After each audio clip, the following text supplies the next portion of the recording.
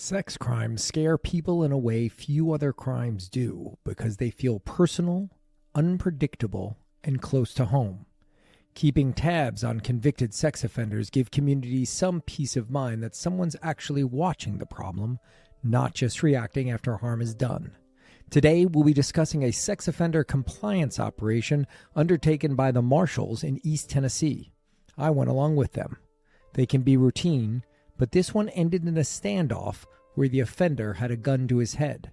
The issues facing the deputies and the decisions they made will have you thinking about it long after you listen to this episode. I'm Chris Godsick, and this is Chasing Evil. Today we're joined by Derrick Swenson, a recently retired Deputy U.S. Marshal out of Eastern Tennessee, and he was the district sex offender coordinator for quite a few years, and in total, you spent 20 years on the job chasing fugitives. I did. Thank you very much for your service, and we are happy to have you here. I'm happy to be here. As opposed to taking it easy after retirement, Derrick has taken on something that he finds a little bit more challenging, perhaps. Derrick is now a high school teacher. Yeah. I don't know. I'm looking at you and you're like trying to find the words, but I know we've talked about this and the level of frustration that you have expressed to me and some of the way the kids have behaved. You were hoping they would be fugitives because you know how to deal with them. High school kids is a little bit different. I can tell you this, after about a week of teaching, and I'm teaching criminal justice to 6 different classes, I picked out 4 or 5 kids that I can guarantee you will eventually land in the penal system somewhere, either state or federal. I'm not sure, but I've got 4 or 5 that. I mean, you've said about some of the behavior of kids in high school has kind of shocked you. It's absolutely shocked me. I've got some kids that are fantastic and they're very engaged in class, and I've got some kids that want to sleep all damn day. And then I've got some kids that they want to talk over me. I've already caught 2 of them cheating. I will say the one day that we had a lot of fun, we did some close quarter combat and a little bit of self-defense. As you do in most high schools. Yep. So we did some self-defense tactics and some basic stuff, but I'm not going to lie, it was actually kind of fun to, throw a few of them around a little bit. Okay. We're not going to identify which high school it is. You were talking to me one day and you said, hey, you know what you might find interesting? We do these things called compliance ops. Yeah. And I was like, I'm not familiar with what that is. I'm familiar with a lot of the missions of the Marshal Service, but this one is different to me. Explain what you meant by a compliance stop. What that entails is I get a group of deputy marshals, task force officers, and then we will meet with local sheriff's offices, and they will give us 10 or 12 bodies. And we'll go out for 3 or 4 days, however long we need to. We'll check on every single sex offender in the county and make sure that they're living where they're supposed to be living. Right. So it's checking their information. Yes. And if their information is not correct, it's usually indicative of something else going on. Correct. Yeah. Okay. And this is not an operation you do often. It's every couple of years. Yes. Our mission, with the Marshal Service, we're there to assist the local agencies. It's kind of a show of force. We're kind of a force multiplier. We don't just knock on the door and make sure you're living there. We try to take it a little bit, maybe a step further. Right. We're gonna get into this, and this is usually people that have already served the conditions of their release in terms of meeting with parole officers and are now just living their life. Well, they are in a way, but they are still on the sex offender registry. Right. Okay. So they're convicted sex offenders, and they have to register, either once every quarter or once a year. One of those two. Okay. And so the operation you invited me on was in Loudoun County, Tennessee. We went out to several people's houses, and you guys, sometimes when you're doing a fugitive arrest, you go all kitted out, ready for anything, but you handle this a little bit differently. You're still going with several people. These are more low key. This is more low key than actually serving an arrest warrant. Now we may get into a situation while we're there that we may need to, take action on. But these are more low key. We're not kicking the door down. We're knocking on the door, asking us, if a certain person is there.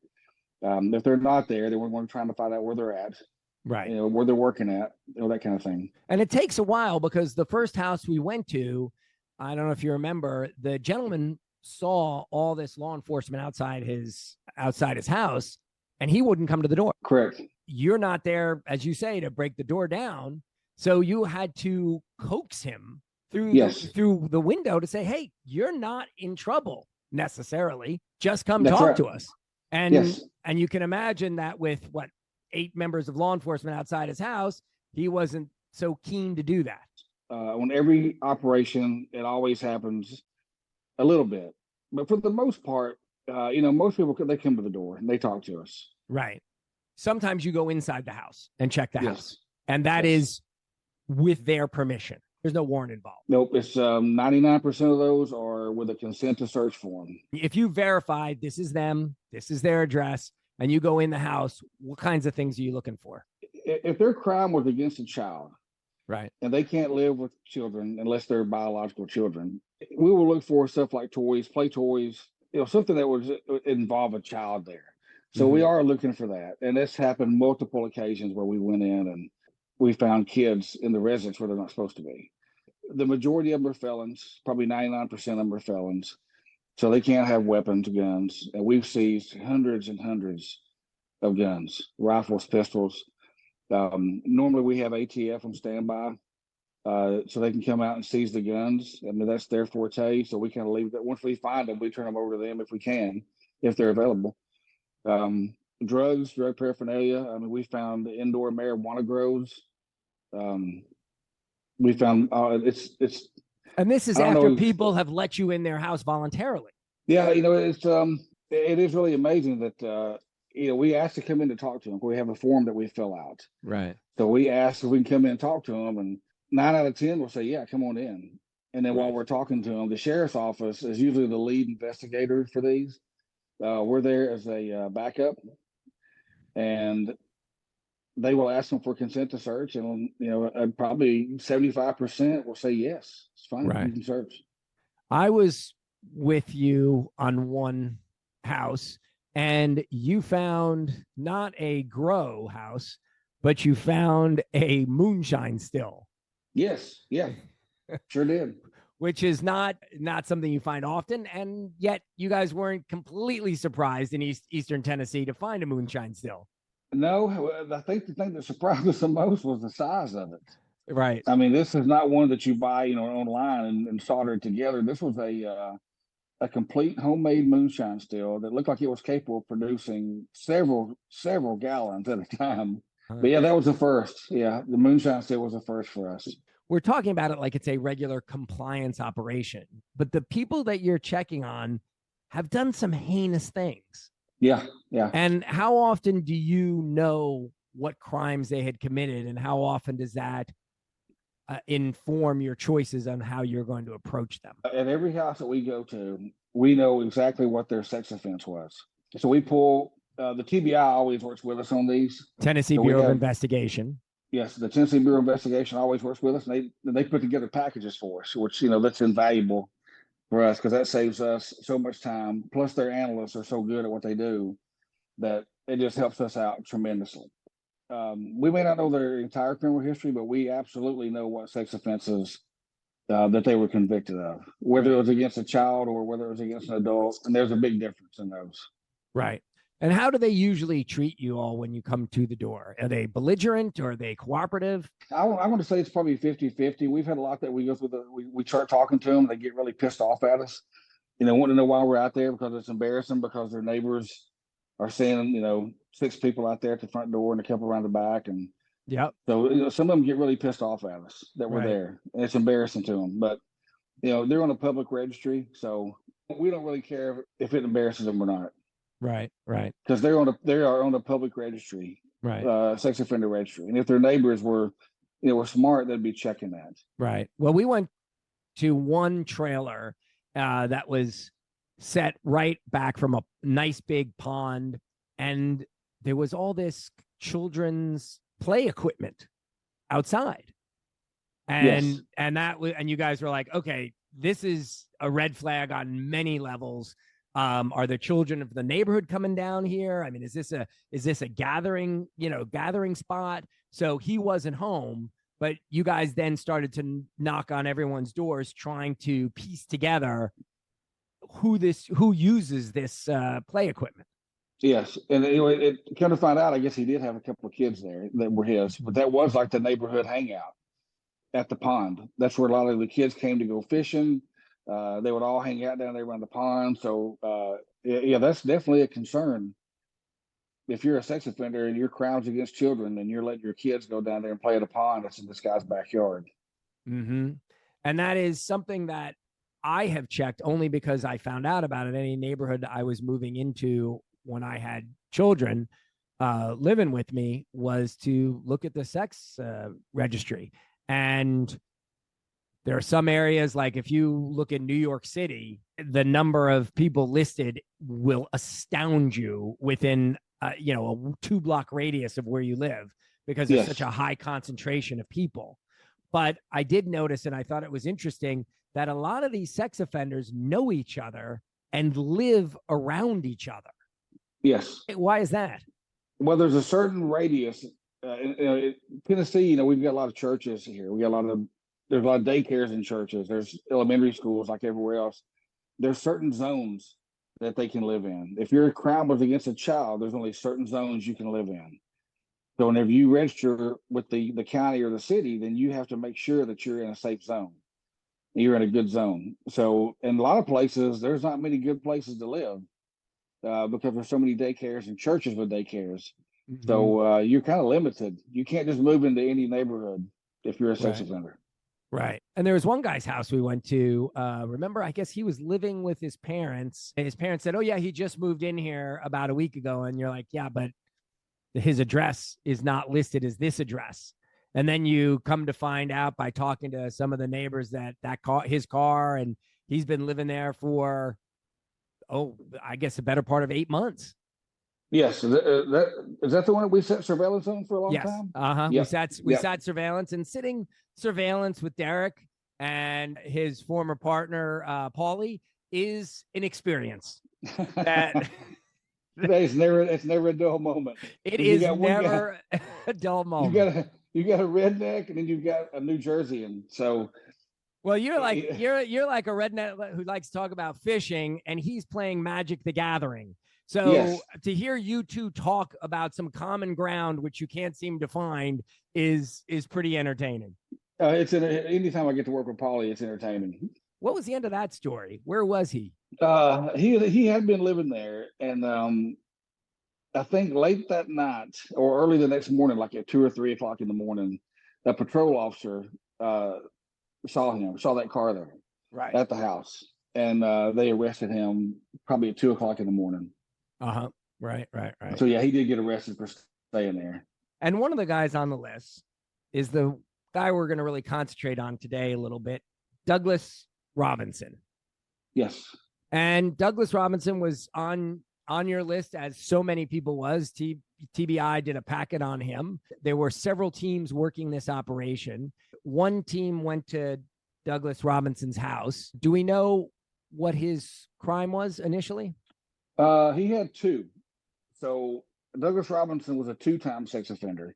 He had been convicted for statutory rape, and then he also got convicted of kidnapping of a minor. I think there was a sexual assault involved in that one as well. Mm-hmm. So yeah, he was a 2-time offender. And how much time did he do? Do you know? I'm not sure how much he did on those. I'm going to guess probably not a whole lot on statutory rape. I'm not sure about the kidnapping. So what? I think he did a few years anyway. I'm not sure exactly how much time he did. For statutory rape, it's just a couple of years. It sounds like it's what you said to me sounds like a pretty major crime, but the way you just said it sounds like, oh yeah, you don't serve that much for it. Yeah, statutory rape is probably the lowest. Wow. One of the lower sex offenses out there. That still shocks me.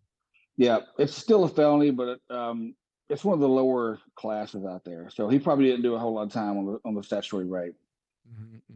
And a matter of fact, I'm not even sure they even register for statutory rape anymore. I think I don't think you register or get put on the public registry for that anymore. I think they did away with that 3 or 4 years ago.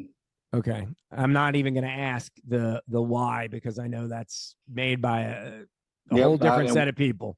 Yep, we have no idea. That was a Tennessee law that was enacted, and we have no idea why. Mm-hmm. Mm-hmm. So another team goes to Douglas Robinson's house and finds what? He is not there. He is living, well, supposedly he's living with his uncle Right. in a house. And And and if he's living somewhere differently, he would have needed to tell law enforcement that he had changed addresses. yes, yeah, Okay. he has to tell law enforcement in whatever jurisdiction he moves to. He's got to tell. He was living in Loudoun County. Mm-hmm. That's where he was registered at. But as we'll find out, I'm sure here in a few minutes that where we found him at was not Loudoun County. Right. So he's got to tell Loudoun County he's moving, and he's got to tell the incoming county that he's there. Right. So he never did that. And there's nothing that prohibits him from moving from one place to another. He just has to tell them. He just has to tell them and make sure it's in the safe zone. So they did not find him at his registered residence, that perhaps he was living with somebody else and maybe even his mom. So you and I and Paulie went to his mom's house. Yes. So the team that went to his house spoke with his uncle, and his uncle said, yeah, he's not been here in several weeks. And I think he stole my gun. I think it was the next morning, maybe. It might have been that afternoon. Loudoun County issued a warrant for him for failure to register. So you were with me and Paul, and then we had another team out there. I think at least one more team. Right. So we went looking for him that evening. Actually, I think for a couple of days we looked for him. Right. We went to his mom's house, and it's one of the nicer houses in the neighborhood. Very friendly dog, and his stepdad was cooperative. Yeah, very cooperative. But his mom, and I don't know how often you find this, given his crimes, you would think that she would be cooperative. His mom wouldn't talk to you. Nope, she would not. She was relaying information through the stepdad. Right. And he was telling us stuff, but she wouldn't come out of the back room. Is that normal? No, not really. No. All that told me was she probably knew exactly where it was at, but she didn't want to come out there and face us. And stepdad was very honest. We could tell, right away he was pretty truthful with us. And I think that the last time they had actually spoken was on Christmas morning. I think the mom or the stepdad said they sent him a text message, Merry Christmas, and he responded. But that was the last time that they had spoken with him. But stepdad told us he might be at this other address in Sweetwater, Tennessee. Right. And we called the other team. Is that within what kind of radius of where the mom's house was? I think it was probably a 30 to 40-minute drive. Okay. South. It wasn't too far away. Right. And then I peeled off that night and came back to Nashville, and you guys kept on, and everything had been as you had said, it's pretty routine. We do these, and we talk to everybody. So I had a pretty routine day, learned a lot, thought it was interesting, and then peeled off. And you guys were still in pursuit of Douglas Robinson. Yeah. So what happened with the pursuit? Where'd you find him? Well, we ended up going down to the house that the stepdad talked about, interviewed a bunch of people down there, and got nothing off of that. And then we got some information from another family member that Douglas Robinson had actually inherited some property, I guess from his real dad at some point. And he was staying in a camper on the property. And it was out in the middle of nowhere. I mean, shit, there was nothing close to it. There was no grocery stores or Walmart. I mean, it was in the middle of nowhere. This is off the grid living? Yeah, he had no electricity out there. There was no electricity. There was no power to where he was at. And is that a little disconcerting to go out there when I guess that's rural policing. You're alone. There's not ambulances or anything that is 5 minutes away. Yeah. So, our radios are not, they're not the best. So when we get out there somewhere like that, what we do is we normally try to call a local officer. So it just so happened we have a local officer that we work with quite a bit in Monroe County. And that's where the property was. So we called him, and he met us And he said, yeah, I think I know exactly where that property's at. So he kind of led us in there, and sure enough, there were 3 campers on the property. Now, how did you go in knowing that he might have a firearm? Were you still thinking this is a routine, or now there's a warrant for his arrest, so you went in a different posture? Yeah, so we went in at that point, it was full warrant gear. Actually, before we even went in, we were talking to the local sheriff's deputy there, and information sometimes doesn't get passed, back and forth like it should. Right. So while we're talking to him, he says, yeah, I know this guy because I've got a case on him for kidnapping a woman and holding her for like 2 days and raping her. But there was no warrant for that. They had done the rape kit, but the rape kit hadn't come back from the lab yet. Right. So they hadn't charged him with it, but he was under investigation for that. So this fictitious system that's in most TV and films where you type on the keyboard and everything comes up in one search doesn't actually exist. No, it doesn't exist. So there was especially a case like this. So had you not talked to him, you would not have known about this additional case that was pending. No. All we would have known is he had a warrant for failure to register, and he may be in possession of his uncle's handgun. Okay. That's all we would have known, which that's enough to kind of put you on guard anyway. But then we thought, after we heard this, that he's got another case pending for kidnapping and rape of another woman, they kind of threw it over the edge for us. Like, yeah, this guy, there's no telling what he's going to do. Right. And that would send you back to prison for quite a while. Yeah, for all that, the felony in possession of a gun, that's a federal charge. That's 5 years right there. And then, another kidnapping, because he's already had one kidnapping, so he got another kidnapping plus several more rape charges. So yeah, he's probably looking at several years in prison for all this. Mm-hmm, mm-hmm. Okay, so you're taking all this into account when you're making your approach. Yeah, even though it's we know there's going to be a couple of trailers on the property. Or I say trailers, they're campers. They weren't trailers; they were actually campers. We always take a shield now. For every arrest, especially if we think the guy's got a gun. Mm-hmm. So we actually had 2 shields. So we pull up in the property, and it's kind of hilly. It's pretty steep. So we jump out. A couple of guys grab shields, and there's three campers. There's one, and then 20 yards away, there's another one, and then 20 or 30 yards away up the hill, there's a third one. So we start going camper to camper. Nobody was in the first camper. It was like abandoned. Second camper, there were 2 people in it. He wasn't in that camper. A couple of guys with the shield start walking up to the third camper and look in the door, and sure enough, he's in there and he's got a gun. Mm-hmm. So they're yelling gun. They've got the shields up. He's got a gun. And how many law enforcement personnel are there at this point? I think we had probably 8 of us. Okay, right. Somewhere around there. We probably had 8. You came prepared for this. We came prepared for this. We had AR-15. Some people had rifles out, and some people had pistols out. Right. So we had 2 shields, and he was in a pop-up camper. So he had the gun to his head. So the rest of us were kind of backed off behind some trees, and we had to move people back, or we had people around the camper, but it being a pop-up, he can shoot right through it.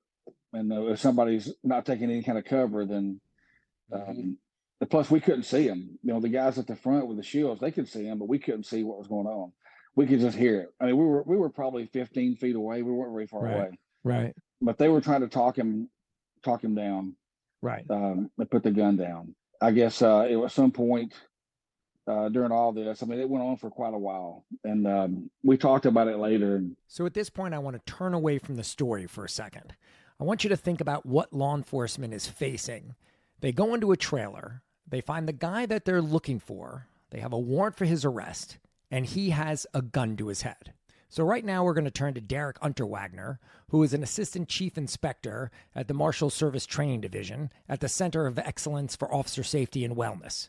Welcome, Derek. Thank you. Thank you for having me. And he's going to explain the mindset of law enforcement when they encounter that situation. And the reason we're going over this is because I learned something new the other day. And I think 99 out of 100 or 100 out of 100 people would think that if you walk into a situation and you see somebody with a gun to their head, that you would say law enforcement is not in danger. The one who's really in danger is the guy with a gun to his head. And you're much more concerned about his suicide. You wouldn't think that officer safety perhaps is a really big issue. I was completely wrong. So, Derrick, tell me why I am completely wrong. Well, I don't know about being completely wrong, but it is a complex issue. And so one of the things as society, we believe that somebody with a gun to their head is sending the signal that they want to hurt themselves. That's just the general premise behind that it's they just want to inflict harm to themselves. Right. But context in these situations is important. And another term that law enforcement commonly uses is the totality of the circumstance. So everything that is presented and all the information available to the officers at the time. So deputy marshals that are out there working the street, typically the folks that we're going after are pretty dangerous fugitives who actually have an arrest warrant to bring them before a judicial officer. Mm-hmm. So it's different than, for example, a street officer or a uniformed patrol officer working the street in a community receiving a call to a distressed individual or a suicidal individual, or a family member calls and says that they have a family member that is suicidal. Different situation compared to the folks that we're going after. Right.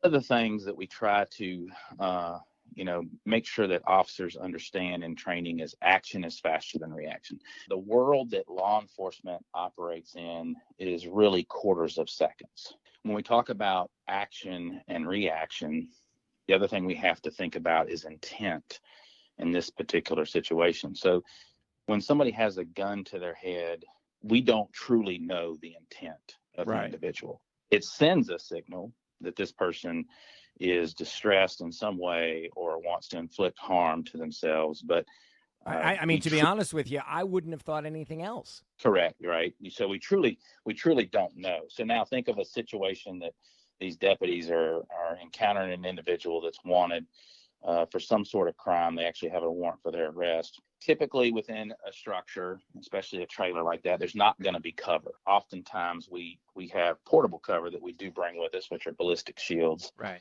But when we get back to intent and we think about somebody with a gun to their head, really there's probably three choices here. They could either inflict harm to themselves, they could cooperate and decide to put the gun down and comply with law enforcement commands, or they could turn and engage officers with that firearm. One of the things when we talk about action and reaction and quarters of seconds, Colonel Boyd was an Air Force pilot who basically in training pilots, he was trying to figure out a way, how can I get pilots to be able to react quicker and respond in air-to-air combat, dog. And so one of the processes that he understood and kind of taught was this OODA loop process. And really what that is that one has to observe what's going on in the environment. They have to orient themselves to that. And then they have to make a decision on how they're going to respond. And then they actually have to do the action. They have to act on that decision. Mm-hmm. So when officers are in situations and we talk about action and reaction, we are very reactionary a lot of times. And so, for instance, in this case, if an individual has a gun to their head and they have decided that, hey, I'm going to turn this gun and fire it at these officers, then they are pretty much they've made the decision and they are really just waiting for the moment to act on it. Whereas officers are sitting and they have to observe what's going on. They're orienting to it. They could have their guns out, but they still have to wait for this individual to decide to act. And then they have to make a decision on how they're going to respond, which may be return fire and act on that themselves. And they will always be slower because the actions of the suspect are going to beat the reactions of the officer. Right. We know that it takes about a quarter of a second to process, okay, the gun is being presented or turned towards me, and I need to move my finger to the trigger and shoot. Right. And so the So wait, movement let me just interrupt for a second, because this is what kind of blew my mind. A person could have a gun to their head. Law enforcement could be aiming their guns at this person, and this person could take the gun away from their head, point it at officers, and fire before the officers can react. Is that true? Yeah, absolutely. They really don't even have to take it away from the head. All they got to do is flick their wrist. And discharge the gun. That blew my mind when I heard that, because I just didn't think of it that way. Yeah. And it doesn't even really have to be pointed at the head. So imagine if I was just holding it down by my side, all I have to do is flick my wrist and pull the trigger. Mm-hmm.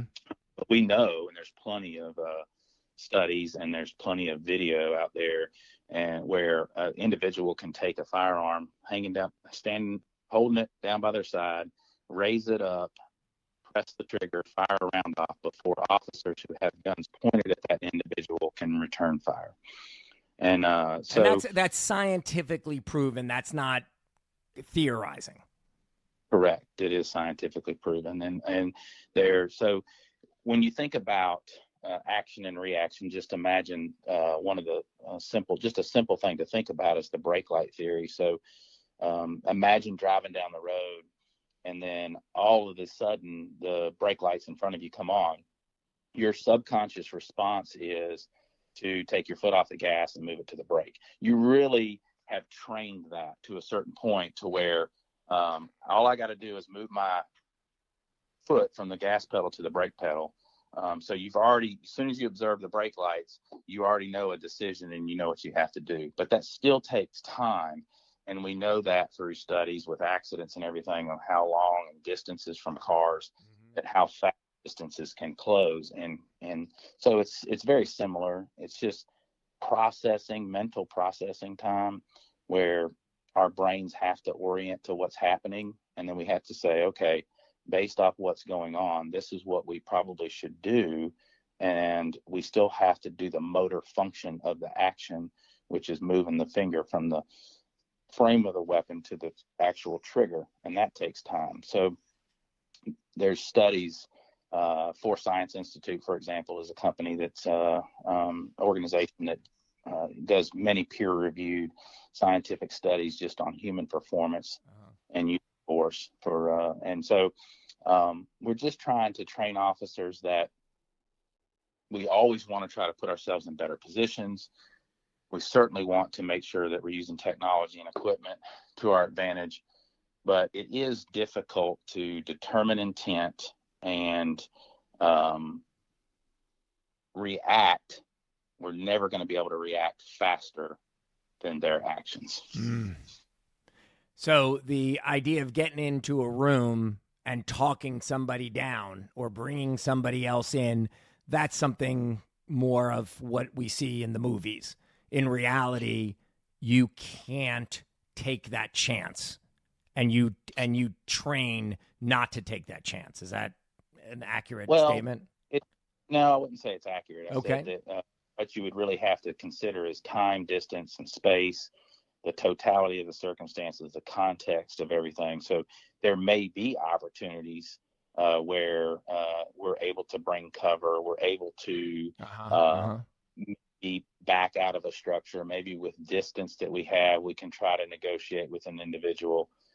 So there's other factors you have to consider. How close are we to this person? What cover do we have available to us to give us some time to possibly negotiate that puts us in a safe position? But again, understand why we are there as well. You know, it's not a 911 call to an emotionally disturbed person who is threatening suicide. It's a wanted fugitive for some violent crime that maybe doesn't want to go back to prison. And their way of not going back to prison is either I'm going to shoot myself, or I'm going to cause law enforcement to shoot me and engage with me because I don't want to go back. So intent is a challenge too. So when you think you're orienting to this situation, you're really trying to and you're giving verbal commands to a person who's not putting a firearm down, that sends a signal as well. So when you have law enforcement officers present who are giving commands to drop the weapon, put the gun down, and you're not getting any kind of response to that, then you start having to kind of be concerned about what is the true intent here. Right. And that, I mean, that's a lot of stuff to think about, obviously, when you're in a high stress situation. Thank you for that perspective and explaining what the mindset is. Now we'll go back to the story and see what happened. Derrick, thanks very much for joining us. Awesome. Thank you for having me. What was the conversation when you guys first approach him and he's got a gun to his head? Well, the first conversation was, put the gun down. Just put the damn gun down now. Right. And he refused to do it. Okay. And then I think the two guys with the shield, myself, we were saying, come on, man, it's really not that big of a deal. It's a failure to register warrant. Of course, he knew that he had this other stuff. He knew he stole the gun. He knew he was under investigation for another kidnapping charge. He kept saying, y'all don't know, what I'm looking at. I'm looking at a lot of time. Y'all just don't understand how much time I'm looking at. As members of law enforcement, you are in danger. This is considered a potentially fatal situation in terms of the level of threat to law enforcement. And you would have been right off the bat, had he not dropped the gun, you would have been justified in shooting him. Yes, I've been in law enforcement for 29 years total. And everything that I've been trained is if somebody has a pistol to their head, suicide, it literally takes a half a second for that person to turn that gun on you. It's just that quick. Mm-hmm. And in addition to that, being in being at a pop-up camper, if he decided to blow his brains out right there, that bullet's it's a good chance going to go through his skull and either hit one of us on the other side. That's why we had to get people away from that camper, at least from the back of it, the sides of it. And you had told me about a term called fanning, which I was not familiar with. You want to explain that? Yes. So he was turning his head. He would turn his head while he was talking to the two guys with the shield. And every time he turned his head, that gun was pointing at them. Right. So the assumption was that he has a gun to his head. If he turns his head toward law enforcement and fires, it's going to go through his head, but it's still going to hit a member of law enforcement potentially. Yes. And then he can turn that gun in just a split second anyway. Mm-hmm. So yeah, we've been trained for years. That's the deadly force situation. Right. So after several minutes of trying to negotiate, and he had kind of flagged our guys one last time, and they end up shooting him.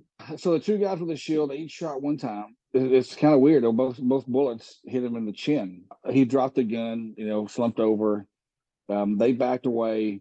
A couple of us went up and opened up the door to the camper and poured him out. But during the whole negotiation, I guess you'd call it, the local officer who was there, he was a detective in Monroe County.